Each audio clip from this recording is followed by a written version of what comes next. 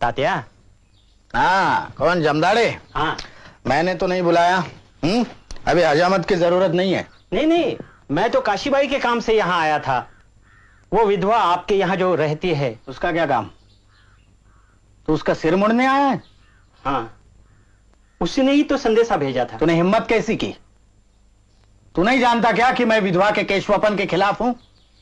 हम केशवापन के खिलाफ आंदोलन चला रहे, और तू उसकी हजामत करने आया है यहां मेरे ही घर में?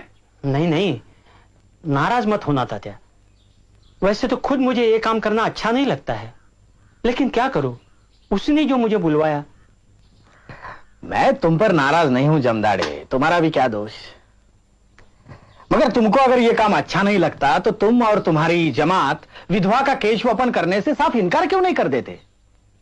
ब्राह्मणों से कह दो कि अगर वो इस जंगली रिवाज को जारी रखना चाहते हैं तो उस तरह अपने हाथ में ले और अपनी विधवाओं का सिर मुंडे।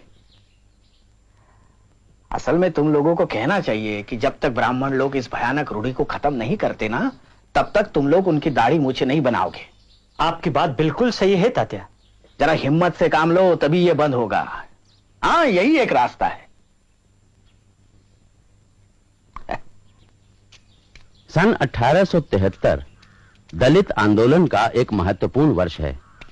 इसी वर्ष ज्योतिराव फुले ने अपनी पुस्तक गुलामगिरी प्रकाशित की। पुस्तक की सामग्री ने सनातनी ब्राह्मणों में बेहद रोष पैदा किया। ज्योतिराव, तुमने इतना बड़ा निवाला मुंह में रखा है कि न तुम चबा सकते हो न निगल सकते हो। वो मैं देख लूंगा। इस बार क्या तमाशा खड़ा किया है हेरम शास्त्री? ये पुस्तक, ये तुमने कैसे जुर्रत की कहने की कि मनु ने शूद्रों पर गुलामी ला दी? जाति प्रथा तो वेद की आज्ञा से पैदा हुई। अब यह क्या तुम्हारा दावा है कि वेदों को भगवान ने नहीं लिखा?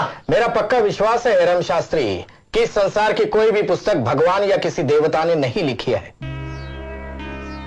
अगर कुछ लोगों को यह मानने में परम आनंद होता है कि वेदों का निर्माण ईश्वर ने किया है तो वो खुशी से अपना भ्रम पाला करें, लेकिन शूद्रों और अतिशूद्रों को इस भ्रम से दूर ही रहना चाहिए, क्योंकि ये धार्मिक कहलाने वाले ग्रंथ ही उन्हें गुलामी में जकड़ते हैं।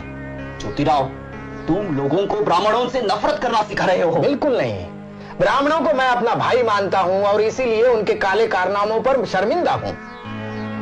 ब्राह्मणों से मेरी कोई दुश्मनी नहीं है। मेरा सारा संघर्ष ब्राह्मणवाद के खिलाफ है। हेरम शास्त्री, आप जितने जल्दी समझेंगे कि शूद्र जन ही इस देश की जीवन शक्ति है, उतना ही अच्छा। अब तुम्ही से सलाह लेना बाकी बचा था। देखो ज्योतिराव, हम बता देते हैं, ऐसी उल जलूल और गाली गलौज वाली किताबों से तुम समाज की सेवा नहीं कर सकते, समझे?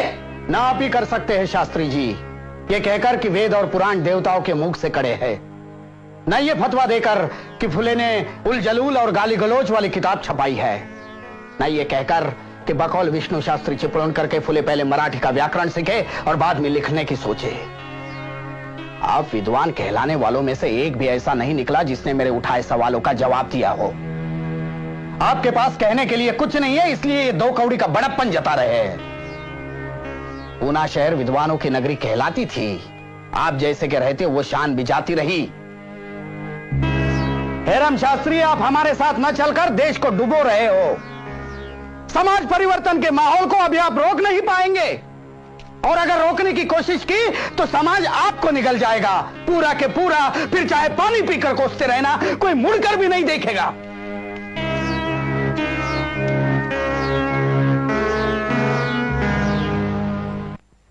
गुलामगिरी पुस्तक की सफलता से उत्साहित होकर ज्योतिबा फुले ने सन 1873 में सत्यशोधक समाज